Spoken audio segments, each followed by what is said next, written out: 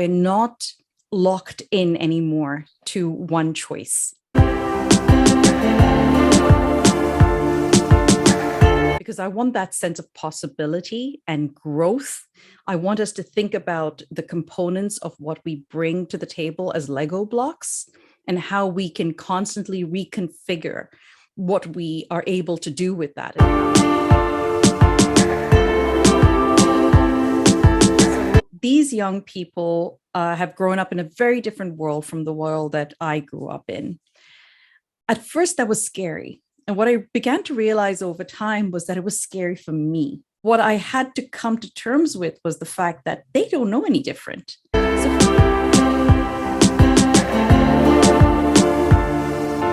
Everything changes. It changes all the time. So we're actually in more of a discovery zone.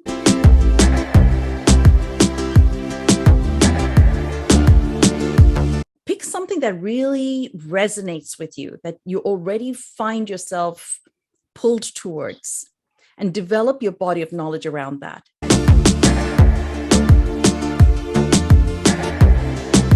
If you haven't trained your child to be making their own decisions, how can you trust that at a moment of huge importance, they will make a decision?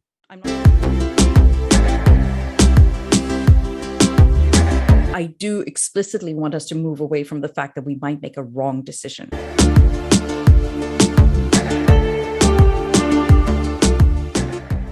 Thank you for joining me in Season 2 of Hoda's Career Info, your career literacy program.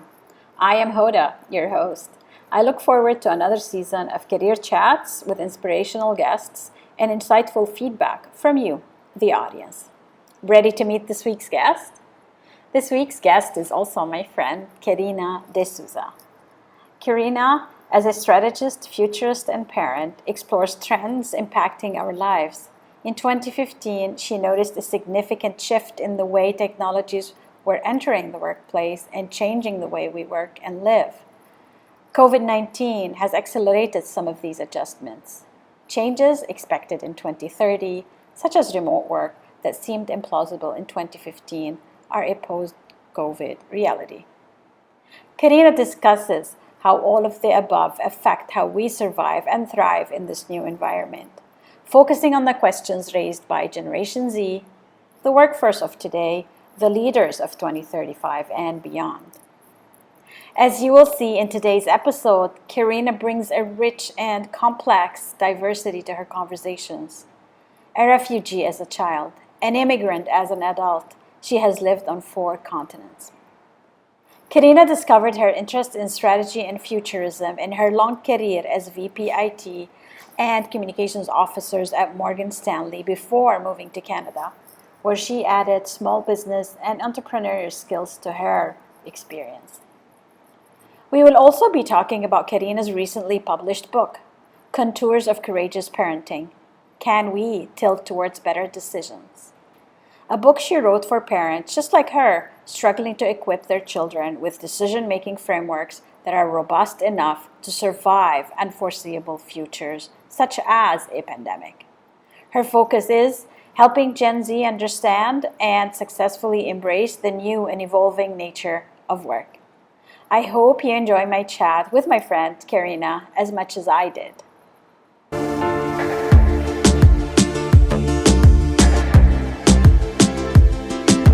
I am thrilled to have you, Karena de Souza, join me today in Hoda's Career Info.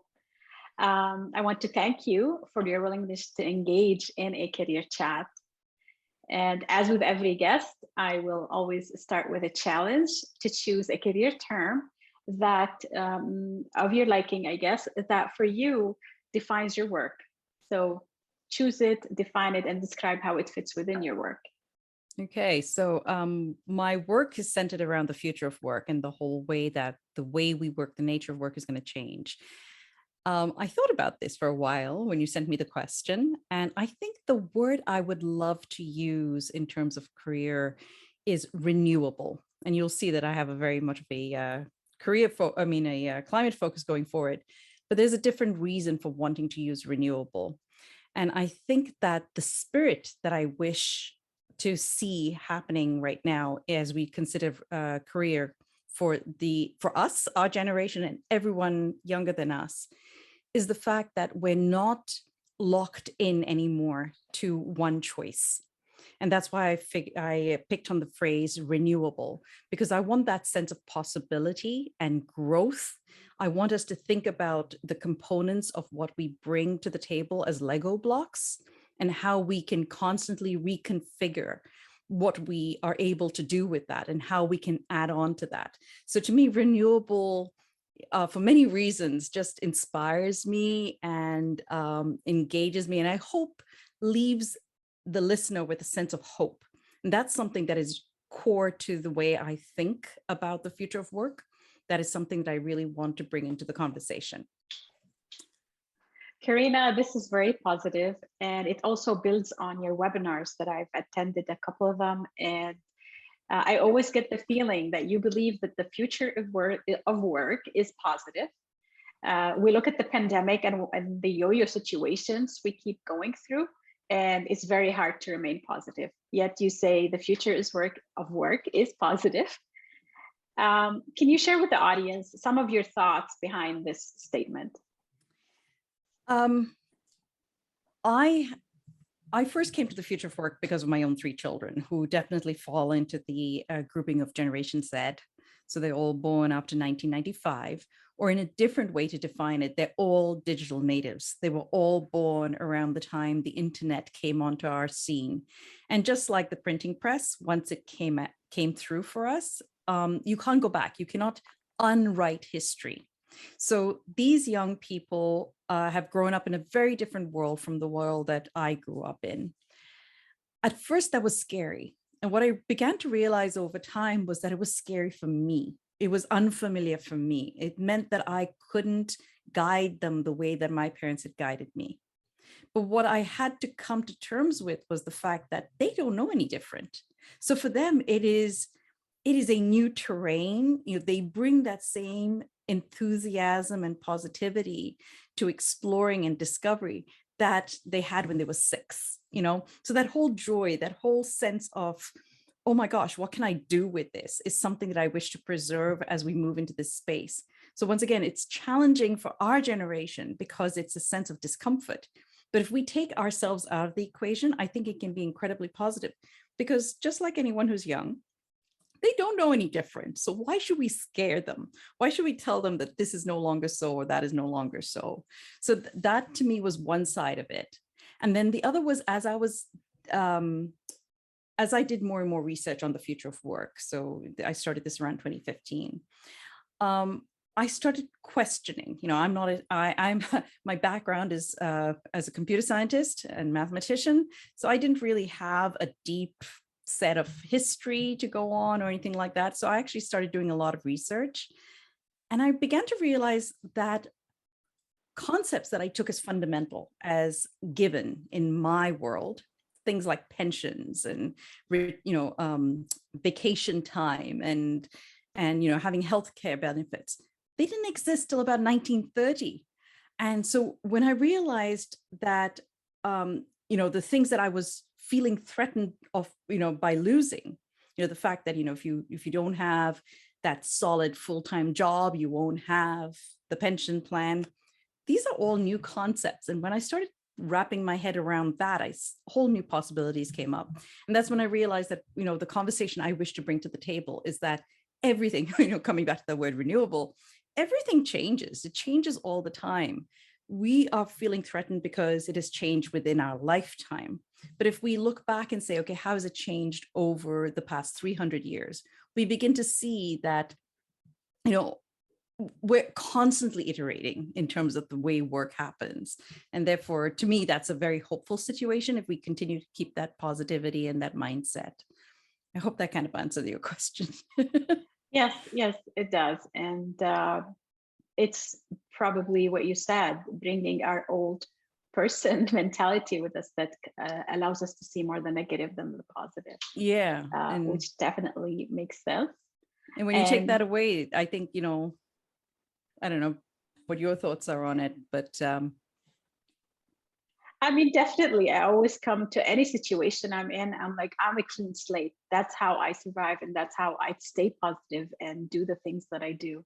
Hmm. If I come with my baggage, I know with my history and all that, I probably won't be moving forward much. So yeah, it does make definitely a lot of sense. Yeah. And And building I mean, on, yeah. even if you think about it, like, one of the examples I often use, my mom was a secretary for many years. And so she started off her journey doing Pittman's shorthand, right? And having the manual typewriter. And then she was so excited when she got the electric typewriter. And then, there was the computer. And, and by the time she retired, it was the word processor. But even I remember what the word processing looked like before you got Word, like, Microsoft Word. It was like you had to, open bracket bold and close bracket bold and everything like that to be able to get the characters the way you wanted them. And all that is a transition. All of that was a transition. So when I look at it and I say, all right, how much of it is a roadmap that we're following, and how much of it is the terrain? How much of it is us saying, okay, you will travel on the highway versus you will get from A to B, and I don't care how you do it. So I think right now, one of the things we have to keep remembering is that we're actually in more of a discovery zone. It's almost like we're at that point of time where people were discovering North America and they're coming in and they're on expeditions, as opposed to coming in now and saying, all right, these are the way that the roads work. We've got these interstate highways and things like that. So if we stop thinking in terms of it's already prescribed and we're just discovering, it doesn't matter if you go over a hill or if you go, round a lake. That is the zone that we're in right now for this new way of work. These are very good points, Karena. And building on these thoughts, the discovery and the positivity, you are also passionate about highlighting the value of climate change employment and or climate related employment. Climate change remains a hot topic despite the pandemic. It didn't die away. It's still there and we're talking about it. And so what values would you highlight to the audience about the climate related employment? Okay, so let me take a slight step back here and go back to the way I think as a more mature human being, and the things that brought me fear as a parent. It's like, oh my gosh, all these jobs will be taken away from my children. That's essentially where I came into the conversation. It's like, what should my child do if they cannot do what I thought they would be doing?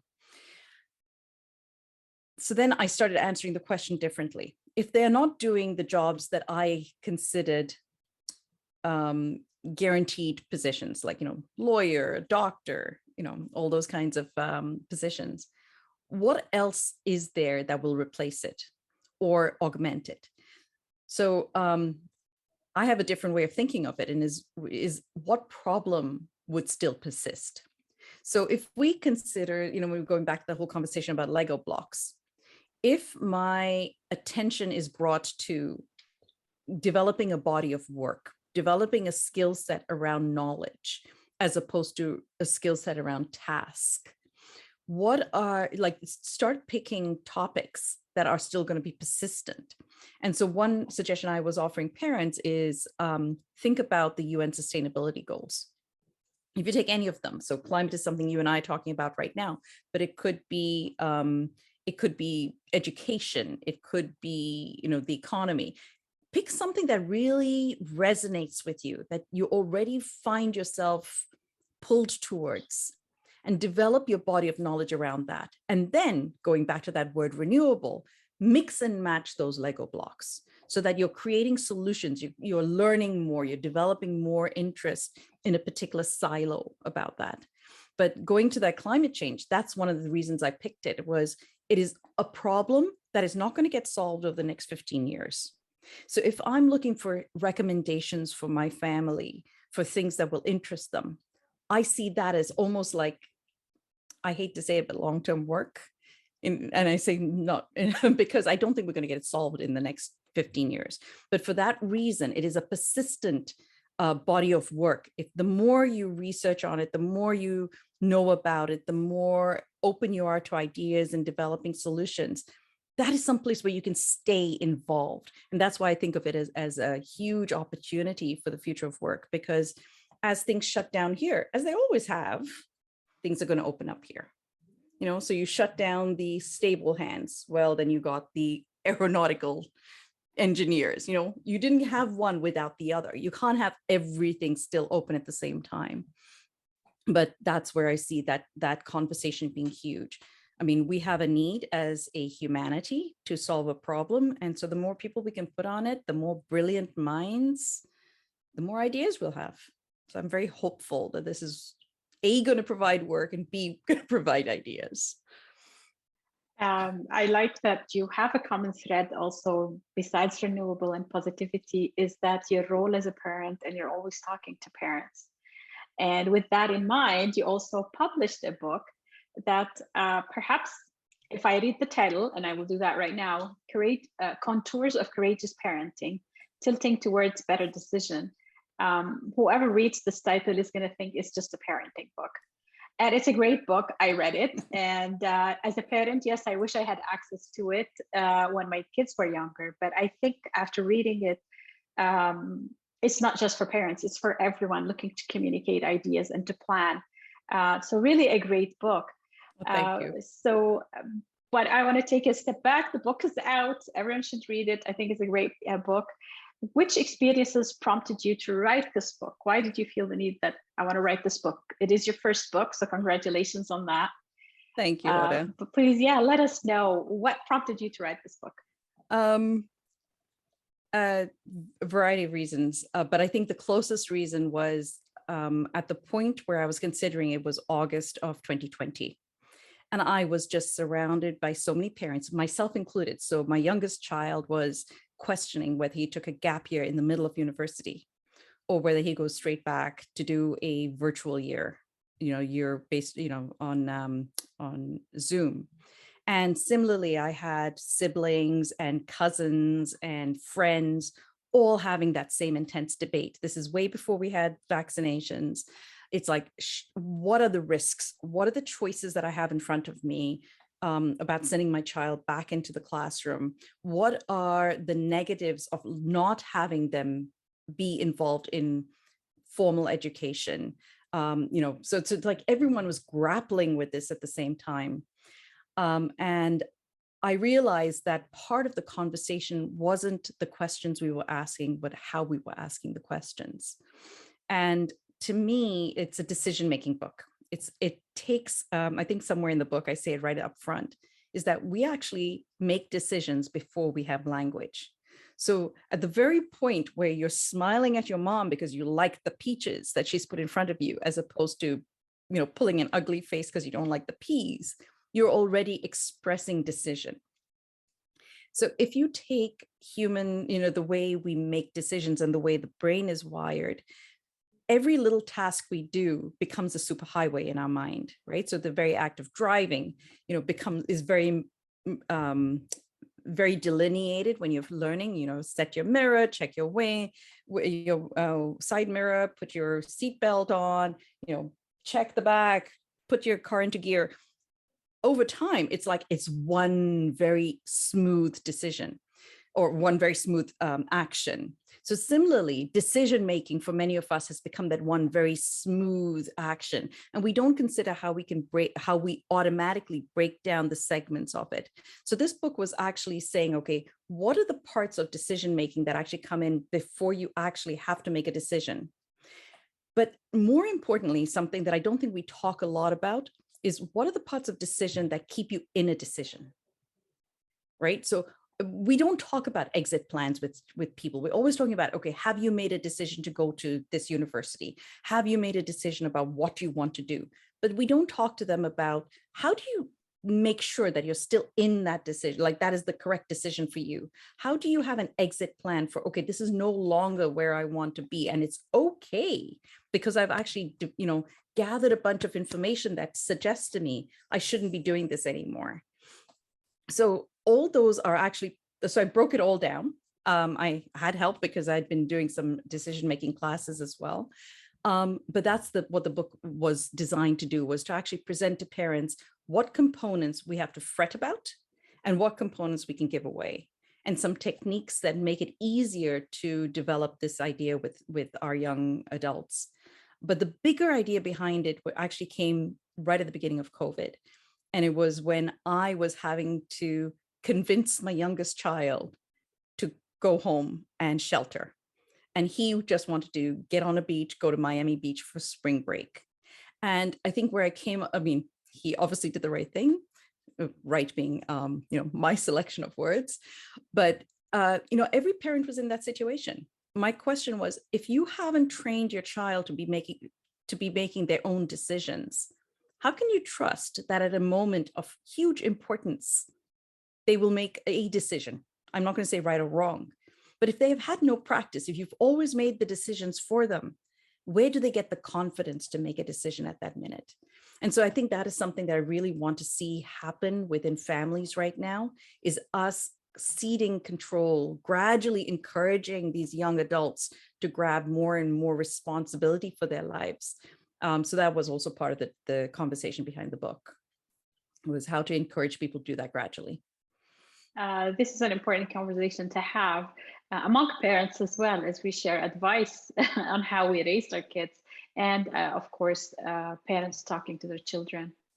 And based on these reflections, and without giving away the book, what advice would you give to parents in order to position their children to be creative in decision making, as you call it, in this uncertain future? I mean, as positive as we try to remain, it's still an uncertain future, Yeah. with the pandemic and with climate change as well. How can we position our children? I think one of the biggest changes from our generation is this focus on right and wrong. I do explicitly want us to move away from the fact that we might make a wrong decision, right? There's just that wording, just the vocabulary, because when you suggest to someone that there is a chance of them doing something wrong, they immediately bring a different energy to the table.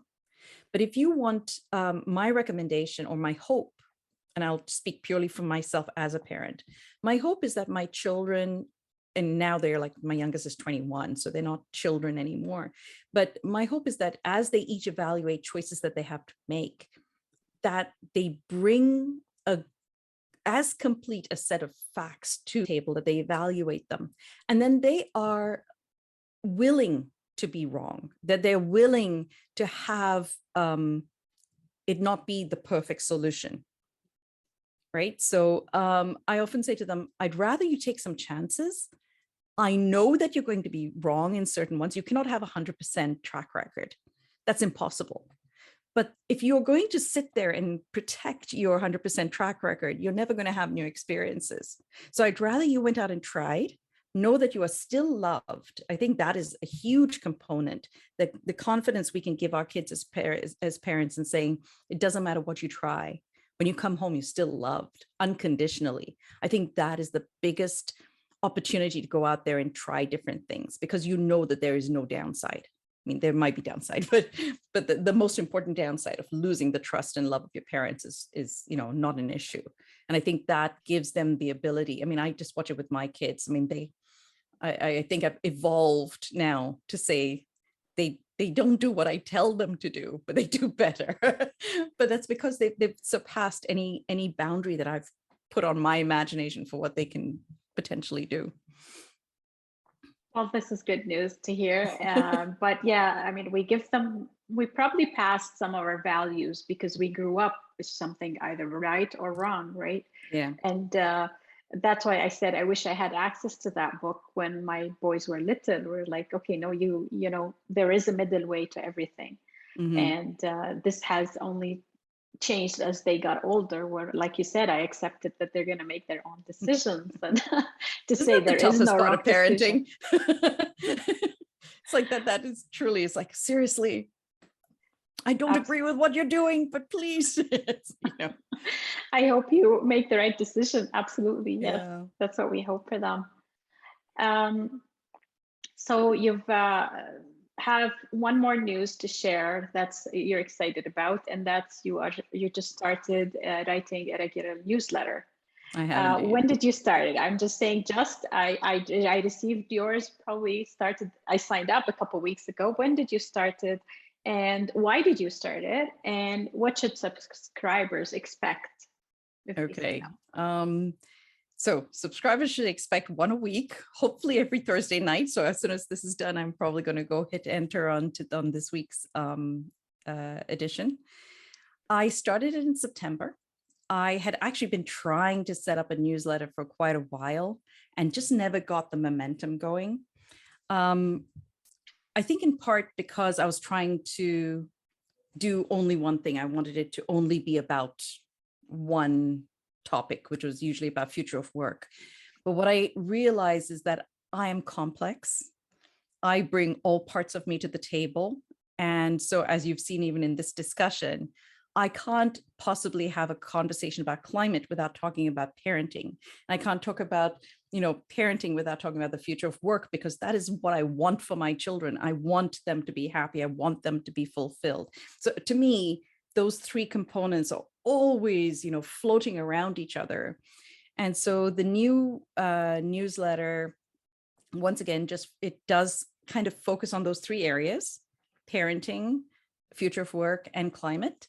I hope that it has a strong message of hope, literally the word hope. I want people to walk away with an idea that they have positivity, that they have agency, that there is something that they and their families can actually do to move the needle. And that, to me, wellness is a core pillar of what I talk about. I started this off because I was seeing so many young people attempt suicide. And I think that was because they were not clear on what the opportunities were, where the opportunities were. And so for me, I'd really like that not to happen. So I want people to walk away with hope. And, that's something I'm hoping I'd like people to see in my newsletters, is a conversation about what we as parents can pass along to our children when we cannot foretell the future.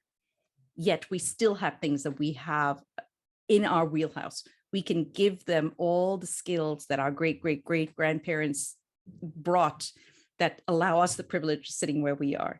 They had tenacity, they had creativity, they had resilience. And if that is the stuff we can pass along to our children, then I think we've given them a huge wealth. We might not be able to tell them, this is nanotechnology and this is, complex math or chemistry or whatever it is, but we can bring these skills, these persistent generational skills, to the table and remind them that with these few technologies or these few skills, their ancestors did wonders. They landed on the moon. They didn't have PhDs. Well, those people had PhDs, but many of the people who actually brought us to where we are today didn't have education the way we translate it today, but they were very educated and very organized about what they could bring to the table and pass along to their children. And that is what I would like to see. If there's something that I'd love for you to tell me back from the various newsletters that you've read. If you're able to walk away with that as a message, then I've succeeded in what I'm trying to do right now. So such an important topics to be discussing and reflecting on. I love your reflections, and in one of them, actually, I picked up a message of gratitude, which was really nice because you get that good feeling once you're done reading that newsletter. So definitely lots of variety in it, and three topics that you'd think they would not go together: parenting, climate change, and positivity. Definitely an interesting read, and I do recommend it. And for you thank to you. go on a venture weekly, good for you. My newsletters are monthly, and I find scrambling to put them on, get them going. So Thank congratulations, you. and that's great progress as well. Thank you, Hoda. And these were all the questions I have for you today, Karina. I was wondering if there's anything you would like to wrap up with, or one more piece of wisdom before we close. I'm just so thrilled with what you're organizing because I do think that now is the moment for people to feel encouraged and supported in career. I mean, we're in that weird 10-year space where if you look 10 years back, there was clarity. And 10 years later, there's none. And so I think you hold a very specific space right now, which is helping people through this transition. And it's very important. And I love the fact that you're collecting so many professionals to this task, encouraging them to coalesce and be available as a resource for young people. Because for parents, we live in it. We've been living in it for a couple of years, but not every parent has that opportunity. So when they come to you and your website and your YouTube channel as a resource, suddenly they're flooded with a ton of ideas and opportunity and things that they can pass along to their kids, which might not have been available had you not taken this on. So I really appreciate what you're doing. Thank you, Karina, for the feedback. Truly appreciate it. And thank you again for agreeing to be part of Hoda's Career Info. Anytime. I have loved following your work, and I'm really glad that the two of us are friends, Hoda.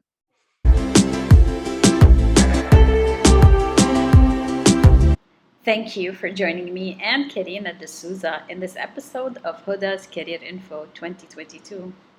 Karina shared her multiple passions, and what stood out to me is Karina's message of hope for the future of work. What messages or advice stood out to you?